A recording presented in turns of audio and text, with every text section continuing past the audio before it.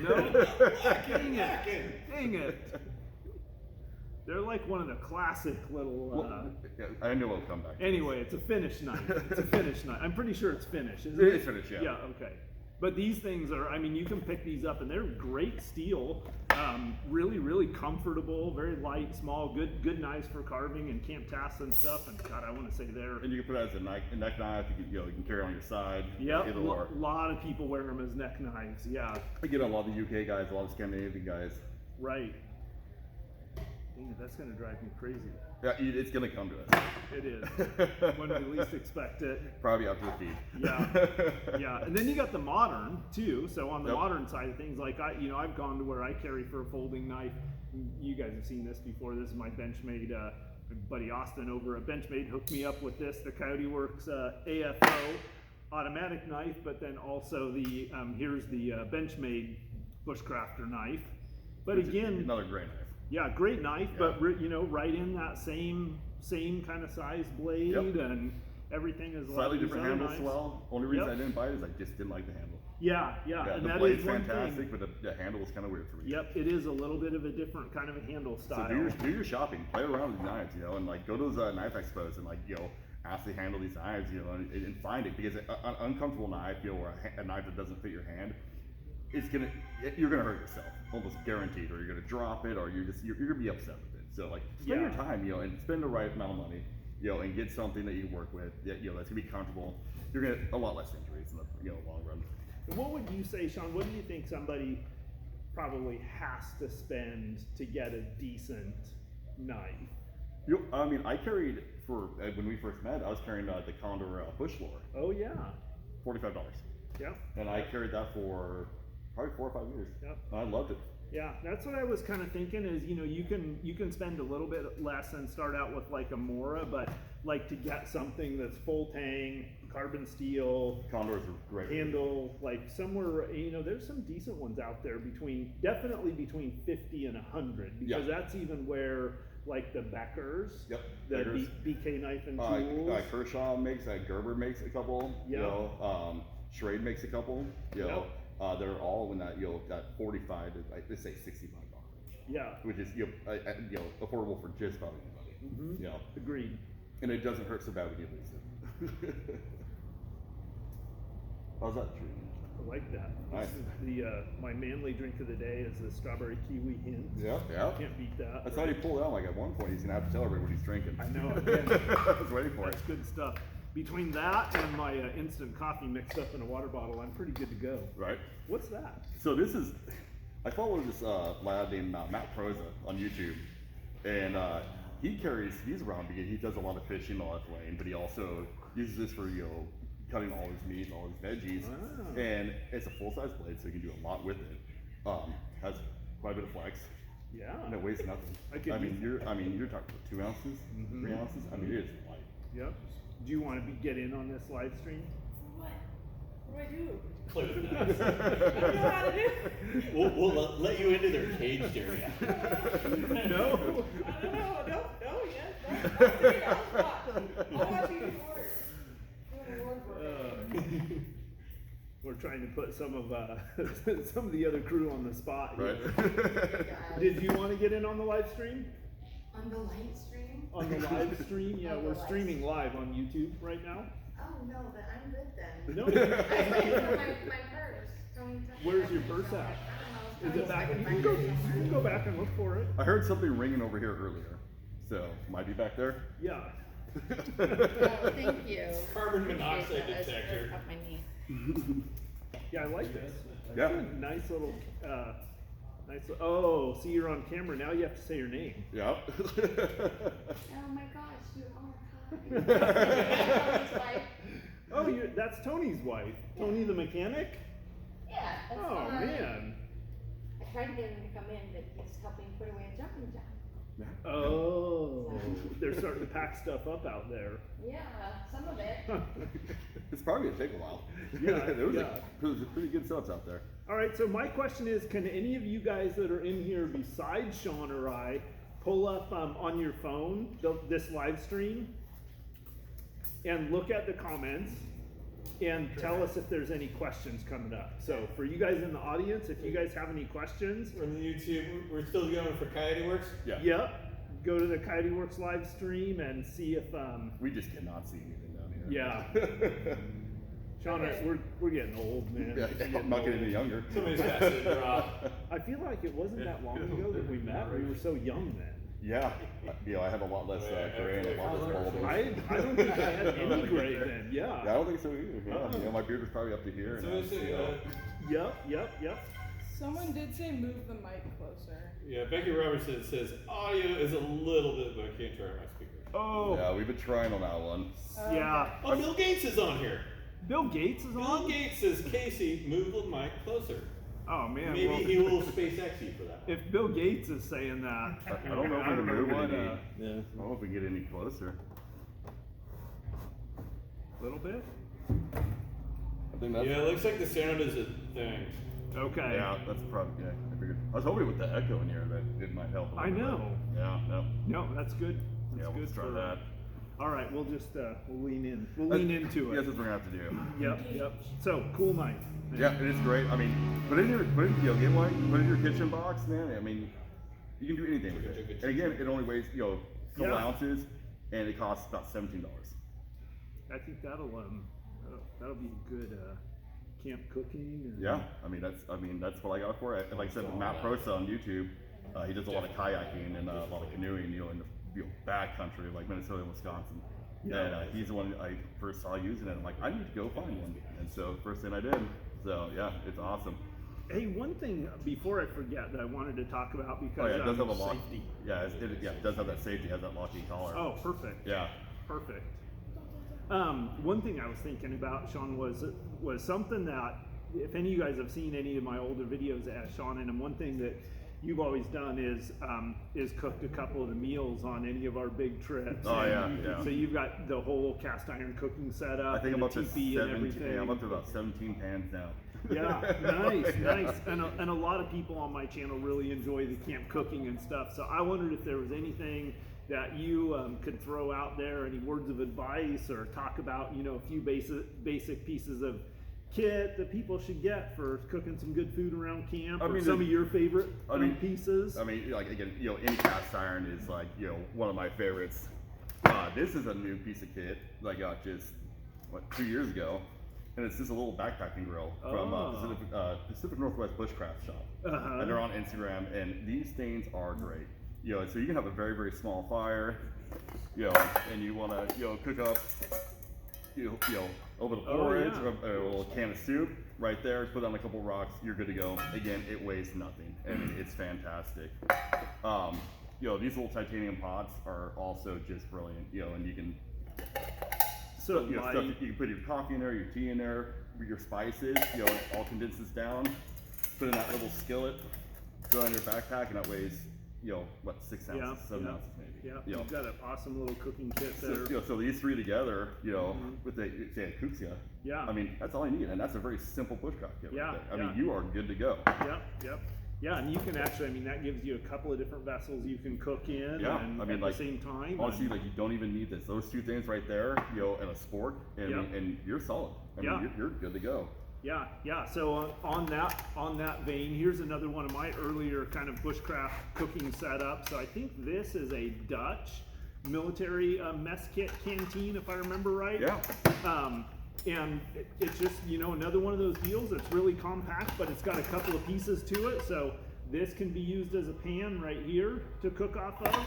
And then of course, it's got the main pot that you can cook off of, and it has a bail handle. And that's one thing that I really like in my bushcraft kit is I always like to have something that has a bail handle so I can hang it suspended over the fire if I want to. But this is another real similar to that, although this is a little bigger. Yep. But this gives you, basically 3 different vessels that you can potentially cook in and eat out of in a really compact kind of a thing, and you can even fit inside here other pieces of kit you can fill it up with. So you can throw your spice in there, put some turkey in there, you throw a small first aid kit in there. There's so many things you can do. Yeah. If you're limited on space, in a backpack, use every container you have, to help you out just a little bit. Agreed. It makes life so much easier. Yep. You know, and agreed. one of the new things too, like these titanium pots from Wood Knot Gear. You know, it's a coffee press. You know, it's all titanium. Oh, nice. Again, I mean, the same way it's just a couple ounces, but I cooked, you know, macaroni in there. I've cooked stew in there. I've had my coffee in there. I've had my tea in there, and it's just so lightweight. It has the bail, it has the handles, multifunctional. And so a lot of times when I don't take this, I just like, I'm gonna throw a couple, you know, bags of soup in with me. Yeah. It's all I take, and then it's fork and a spoon. Yeah, Done and yeah. done. Super cheap, super Yep. easy. Yep. Don't we- need a whole lot. So we've kind of talked about knives. We just talked a little bit about cooking stuff, and then, you know, just a couple of other things that I would mention is I see you have an axe there. I got an axe laying there. We both have Bacos, and here, that's one that Larry made there. Ah. Yeah, so that's rocking an LB right there. He makes a lot of amazing leather goods. He's made a lot of stuff that I'm wearing nowadays. My belt, this, quite a few night sheaths, and then we'll get to that one a little bit later. So we've got the we've both got Both have the Baco. Baco Laplanders. 7 years, I think, I've had this. Yeah. Never yeah, failed me. Yeah, these are probably arguably the best, really inexpensive kind of bushcraft saw that you can have. So there. that like Coronas too, like you would like Weimar's and like Home Depots, and those little Corona folding saws are about the same price. They're about, you know, $15 to $20, and they're great. They're stainless steel, but they're fantastic. And a little saw like this, like it's amazing how much, I mean, an axe, I love doing work with an axe and everything, but for like cross-cutting stuff and everything, you can really process a lot more wood for a lot less effort. A lot. With a little saw like this, but also they come in really handy for cutting notches. Notch, I and was things gonna say, like notch that. is the big one, and it can really Yep. save your hands in the long run. You know, if you're getting some delicate work in, use that and just pop out, you know, your blade, and I mean, you're good to go. Yep, And yep. yeah, there's a lot less injury. Because injuries in the woods, never, Oh, never a terrible. good time. Terrible. So I also see what I was kind of wanted to get us around to is like what is sort of the whole basic kit, and really to kind of illustrate that, like what I was thinking about is, I mean, really you take this pot right here, and here's an example of a really inexpensive, this is basically a Green River butcher knife style, really inexpensive. I think these things are like $20 or something. Oh, you can buy a 5-pack of them right now on Amazon for something like $45. A 5-pack Yep, of them. a 5-pack with yeah. different size, and they're all mild steel. You can get them in stainless too, but you get them in mild steel, the old hickories. Super cheap. Oops. So I'm thinking literally like, all right, you hold, so we've got a cooking kit, Cooking got kit. an eating utensil and a knife. Yep. You hold those. All right. Here's some number 36 bank line. So you got your cordage there for making shelter. Or you do your 550 paracord. Or you do your 550 paracord. You add to that a tarp. Yep. And with that right there, and let's throw a ferrocerium rod in there to make fire. And on top of that, you throw in a can of beanie weenies or pork and beans, a couple of packs of top ramen or something. And Yep. that's actually, now hold that up and show everyone. I mean, that's tall that is. basically, I mean, both Sean and I have gone in the woods with that much stuff and had a nice time. Best time ever. Yep, Easy and really been able to enjoy ourselves. Absolutely. Like, and to me, that's really like, that's the essence of bushcraft, or that's like the real beauty of it, is when you learn to go out in the woods and be comfortable with that small of an amount of kit. Then when you get into the overlanding world and everything, it just makes everything, you know, at that point you're like living like a king, right? Yeah, Like easy. Yeah. You like- throw it in the back of the car, you got like, oh, I got a cooler. And I'm like, Right. oh, and I got Right. I got a cot. Right. You know, and I mean, Yeah. It's amazing. Yeah, when you can go out and have a good time with, you know, this right here, plus a knife and a fire steel, when you can actually go out in the woods and enjoy yourself on that. And you really can, it's really feasible. You got shelter with this tarp right here. You make bedding out of grass and boughs and boughs, things yep, like yeah, that. yep. And you make, you know, windbreak and fire reflective wall With out of stones wood. and old wood. Yeah. Yep, you can actually really have a pretty comfortable experience out there with not very much gear. Yeah, the thing right? is, like, you know, spend a day practicing. Just do it like a day trip, you know, and then okay, I'm gonna do an overnight. You know, Yeah. I'm gonna do 2 days, and you can realize how quickly 10 or 15 items you can spend, 2 days in the woods, and you're having the best time ever. And you'll get a classical, fly fishing rod. You know, it's like little things you can add on. All of a sudden, like you're like, I have a 30-liter pack and it has 15 pounds of stuff in it tops. Yeah, yeah. You add something like out in my country, you know, one thing that's a very practical thing that happens is usually starting about this time of year, you have fire restrictions. Yeah. So you can't build a fire, but then you bring something like a little Trangia alcohol stove like this. Which is what I started on. As an example of like this is a camp stove right here. This and a little bottle of alcohol, and you have something to cook on as an alternative to fire. And then you go a little bit more new age, which is basically the same thing, and a little MSR pocket rocket, and that's 35. Yeah. And now still, you have an amount of gear that easily fits in a little tiny backpack like this. 25 liter, And that's easy it. peasy. Yeah. There's even more stuff down here. Like I haul most of the stuff in a 35 liters backpack, and I still have plenty of room to go. Yeah. What else do you got, Sean? You got some other stuff down there. Oh man, I mean, I got the axe, which is a good one. You should always carry one of those. What axe is this? You You got That's the Council Tools Council Force, Tools. Force axe. Yep. Yeah. Nice axe. A really nice size. This is about probably a 22 or I think 24 22, inch 24 inch. handle. Yeah. Yeah. I think it's 2.5 or 3.5 pounds. Okay. So not too heavy, but I mean, I've limbed and cut a lot of trees down with It's that. big enough that you can actually do some You can do some work. decent work with Absolutely. it, and And gloves is another one too. gloves is man. a huge deal. Always Yep. carry a set of gloves with you. Yeah. Yeah, I think the only one other thing that I have in here, besides a couple of literature pieces, is my inch pack. Oh, And excellent. it's Coyoteworks special. Uh-huh. This is where I found it. Obviously, he can explain the inch pack better than I can. But in here I have, a first aid kit, I have emergency blanket, I have zip ties, I have medication, I have a compass, I have a flashlight, extra batteries. Uh-huh. And right there, and you throw a little bit more food in there, 24 hours, Yep. ready Yep. to go. Yep. And That's it's always in that backpack. And I learned that from Casey. Uh-huh.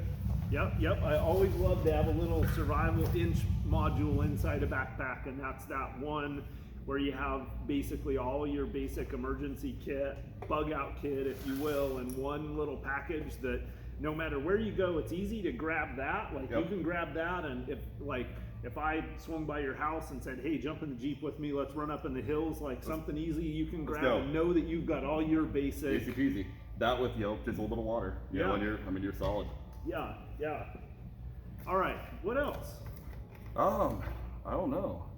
One thing too, I've had people ask me, about like what kind of what do I bring into the woods, to keep myself busy, during the dead time. Yeah. And like a great example of that is like in the wintertime around here where we're out in the Pacific Northwest, it gets dark at 5 o'clock. yeah, and a lot of time it's raining. Yep, and a lot of times it's raining or on my side of the mountain snowing or cold Yeah, or exactly whatever. right. So, so you got, but generally you're not ready to go to sleep at 5 o'clock. No, usually I'm just kind of like pacing around the tent as best Yeah. I can because I use backpacking tent. Yeah, all the now time. what do you do? I'm like, Uh-huh. all right, but just a simple book, on bushcrafting, or say a gun manual or a fishing manual or a hunting manual or something, something that can teach you but also keep you occupied.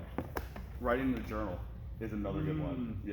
Writing in a journal I think is like one of the best things because also when you pick up something new, you can write it down real quick, and you're like go back and get home, you're like, oh man, I picked this up today and now it's good, but I kind of messed up this, so like I'm gonna write myself a bit of a shopping list as well, and you go back, 5 years later and be like, man, I started there and now look where I'm at.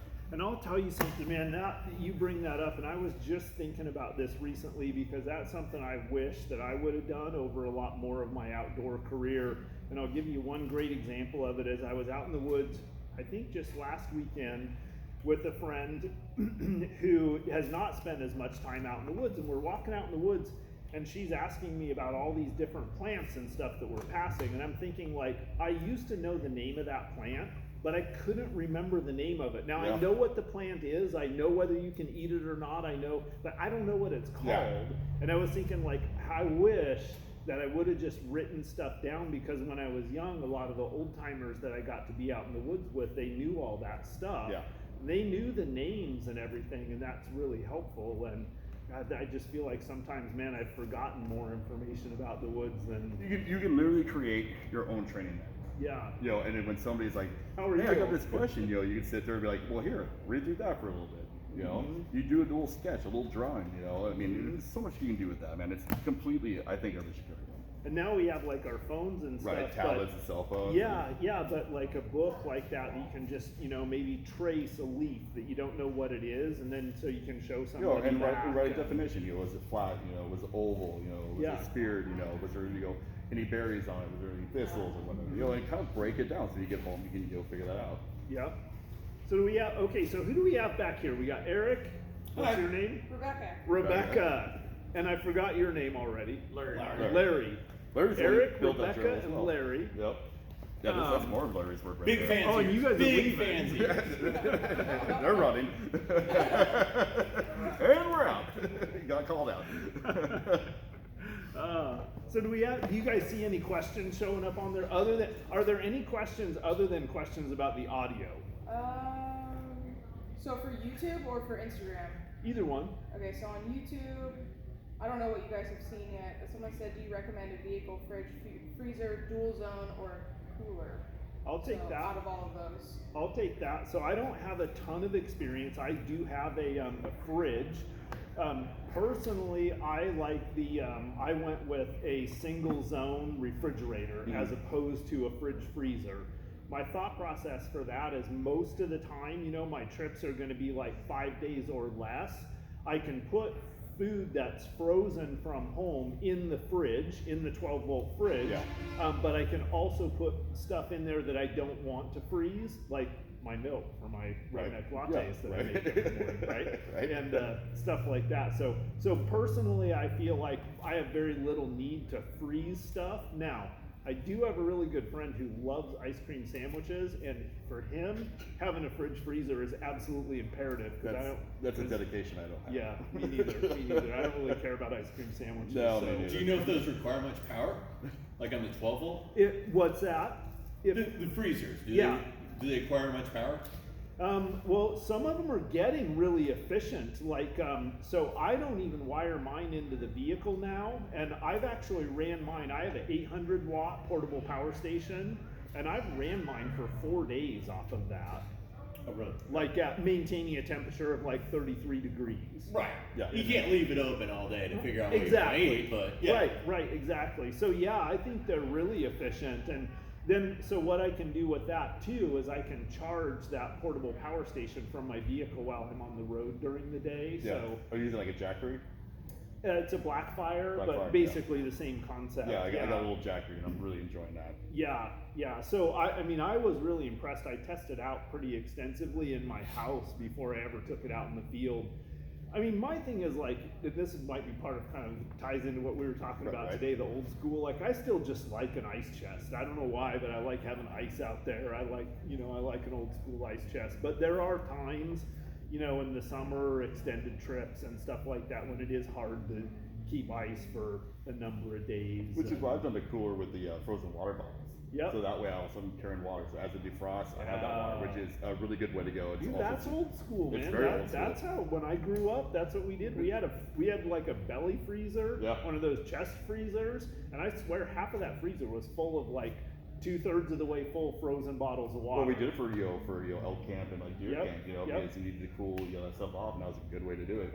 Also, you need to extinguish your fire at the end of your camping trip. Yep. There you go. You run up, you get water for your coffee. Pull those guys out. Yeah. Or make an ice latte. Right. My ice latte. All right. Any other questions? I'm not seeing anything else. Everyone else is just complaining about the audio. Yeah, pretty much. Yeah. We're so consistent. Yeah. You guys are awesome. Sorry, guys. Yeah, we do what we can. All right. Well, I don't know what else, man. I think that's pretty much about it. Yeah, anybody that we haven't lost, please do go over and follow Sean Squatch PNW on YouTube and at Sean Squatch PNW on Instagram. Again, we've got the giveaway going on over there on his channel. So we've got a Mora knife, an Opinel folder, a book. Book from Nesmic. So some cool stuff over there. So go over and leave a comment on Sean's latest Instagram post, and man, I just, as always, I really appreciate all your support. Have a good time doing these lives. It's been super cool. It's super fun. Yeah, doing this together. This is ultimately what I would like to do. I comment a just- lot, but you're always down in the woods. I know. So I'm like, hey, buddy, I wish I was there. You know? No, I know, man. I'm not giving you gas money this time, though. All right, no, I know, that's a bummer. Yeah, that's the only problem with having you on is I'm not getting that $5. Yep, I know. Darn it. I All only right. got, a couple miles anyways. Yeah, really. Right, At anymore. $3.89 a gallon. $3.99 over Yeah. here, yeah. Yeah. It's horrible. Yeah. All right. So I don't know what else, man. You got anything else you want to throw out there? I think that's about it. It's warm in here. It's warm in here, and I think we need to go outside, and we got a whole crowd of people out there to hang out with and visit with. Yeah. So just want to say thank you to all the support and everything. Appreciate you guys tuning in, and hit us up with any questions, and we'll look forward to seeing you on the next one. Yeah, have a good one, guys. Coyoteworks out. Have a good one, guys.